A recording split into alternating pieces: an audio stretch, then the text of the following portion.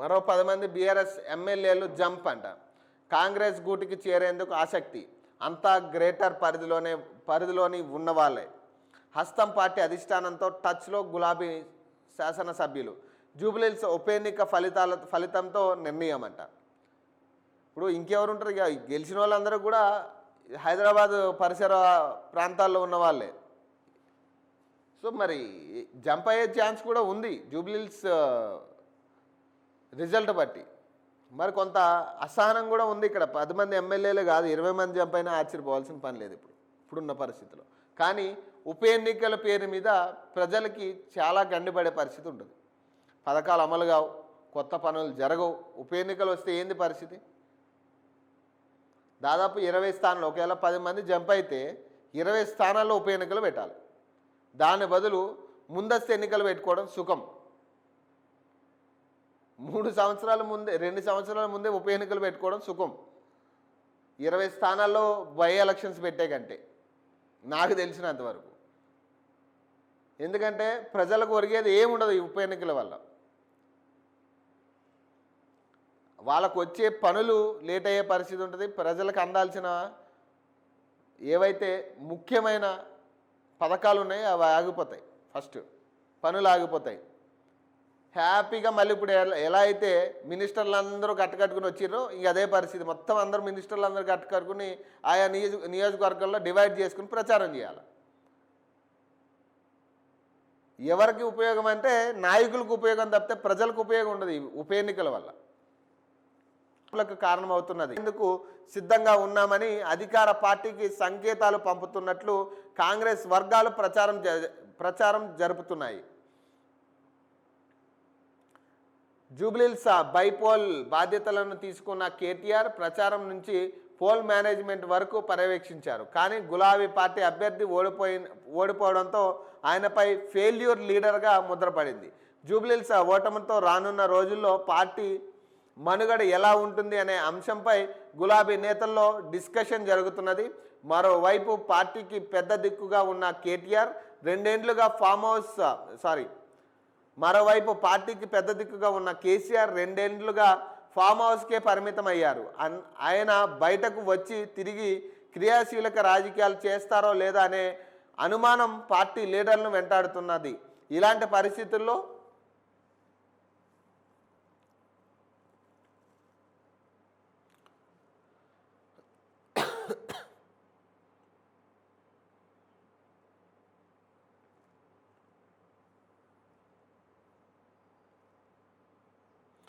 ఇలాంటి పరిస్థితుల్లో బీఆర్ఎస్లో కొనసాగితే తమ రాజకీయ భవిష్యత్తు ఏంటి అనే చర్చ వారిలో మొదలైంది.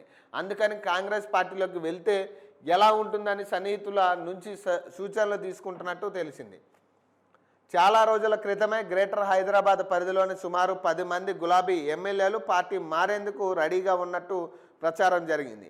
కానీ అప్పట్లో కాంగ్రెస్ సర్కారుపై ప్రజల్లో వ్యతిరేకత పెరుగుతుందని కారణంతో తమ నిర్ణయాన్ని వాయిదా వేసుకున్నామని, అదే సమయంలో పార్టీ మారిన ఎమ్మెల్యేలపై అనర్హత వేటు వేయాలంటూ బీఆర్ఎస్ ఇచ్చిన పిటిషన్పై సుప్రీంకోర్టు ఏదో ఒక నిర్ణయం తీసుకోవాలని స్పీకర్కు సూచించింది.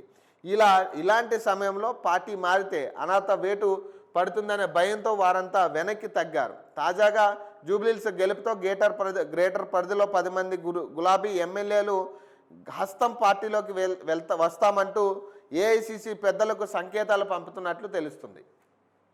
పార్టీ మారిన ఎమ్మెల్యేలపై అనర్హత వేటు పడొద్దంటే బీఆర్ఎస్లోని 24 మంది ఎమ్మెల్యేలు కాంగ్రెస్లో చేరాలి. ఇప్పటికే 10 మంది ఎమ్మెల్యేలు హస్తం గూటికి చేరారు. తాజాగా పార్టీ మారేందుకు మరో 10 మంది సిద్ధంగా ఉన్నారు. వీరికి అదనంగా మరో 4 తోడైతే పార్టీ ఫిరాయింపుల చట్టం నుంచి తప్పించుకునే అవకాశం ఉంది. ప్రస్తుతం పరిస్థితుల్లో బీఆర్ఎస్ ఎమ్మెల్యేలను పార్టీలో చేర్చుకోవడం వల్ల తలెత్తే న్యాయ రాజకీయ అంశాలపై కాంగ్రెస్ అధిష్టానం ఆరా తీస్తున్నట్లు సమాచారం అంట.